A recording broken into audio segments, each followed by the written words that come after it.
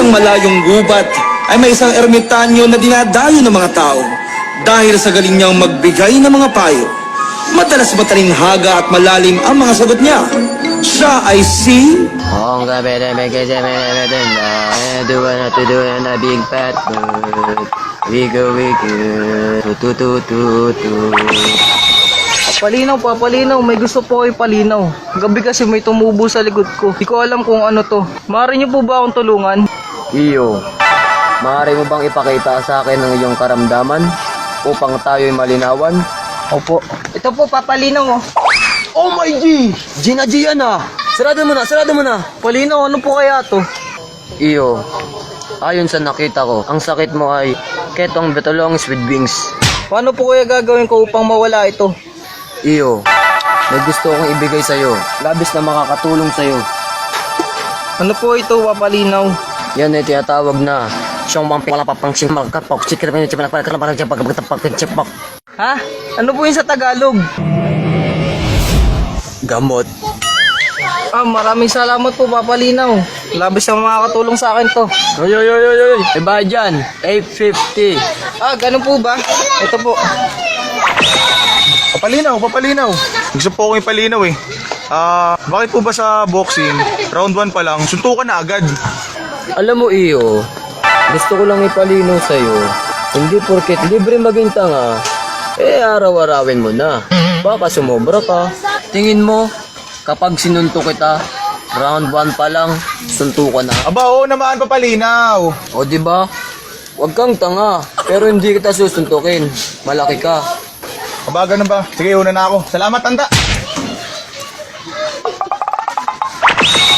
Papalinaw. Oh. May gusto sana po akong ipalinaw. Bakit na lang po sa lahat na nangyayari dito sa Pilipinas, laging sinisisi si Pinoy? Tulad na lang po ng paglubog ng araw sa buwan, pagtilaok ng manok sa umaga, pagsabay ng bata sa thinking out loud, pati yung pagtatapos ng forevermore. Bakit po kaya? Alam mo iyo, may mga bagay tayong hindi dapat pakialaman. Masyadong mataas yan. Gusto mo mabanan team horror niyan? Ay hindi po, syempre hindi po. O yun naman pala eh. Huwag mo nang pakialaman. Baka ikaw ang pakialaman yan. Pasensya po, hindi na po ako mangingialam. Salamat po. Huwag si Pinoy. Mataas yun. Papalinaw. May gusto lang po ako ipalinaw.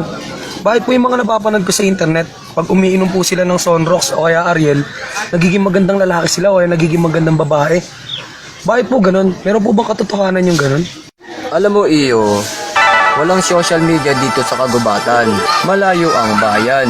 Pero pwede natin subukan. Gusto mo? Subukan ko? Opo, papalinaw. Exciting po yan. Okay, pose. May wag ang kamay.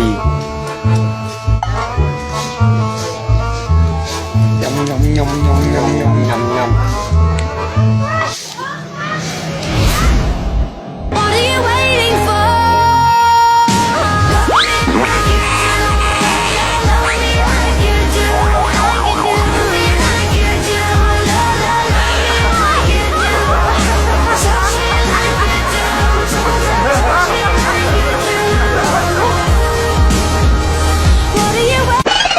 O diba, may nagbago? Oo nga, may nagbago. Nagmukha kang nabalis na yung kanto. Parang magulo Mas gusto ko pa yung dati Paano kayo babalik to? Tabi. Tama Diyan yan, pala ka. Tama yan. Napil mo na eh. Good. Papalinaw. May gusto sana ako ipalinaw. Saan po ba talaga tayo nagmula? Ginawa po ba tayo ng Diyos? O nag-evolve tayo sa pagiging unggoy? Aba iyo, huwag kang mantatayo. Unang-una, huwag kang magtatampo kung ganyang kinalabasan ng mukha mo. At nagtataka ako kung bakit ka natuto ng lingwahe ng mga tao. Kung nandito ka para manloko, pagpasensyaan mo na iyo. Tao lang ang kinakausap ko. Papalinaw! Uy, yun ba? Papalinaw! Ano ba? Papalinaw!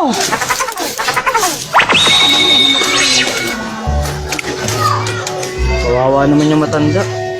Tay! 5 piso po. Sana po makatulong sa inyo yan. Huwag niyong pang-rugby yan. Oy! Ano to? Limos po. Mukha ba ako malilimot? Opo.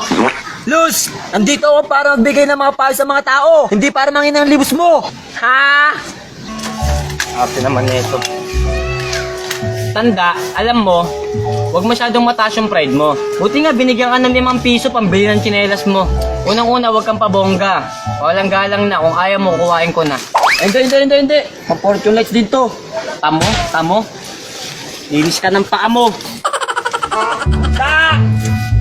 Sa isang malayong gubat ay may isang ermitanyo na dinadayo ng mga tao dahil sa galing niyang magbigay ng mga payo. Matalas matalinhaga at malalim ang mga sagot niya. Siya ay si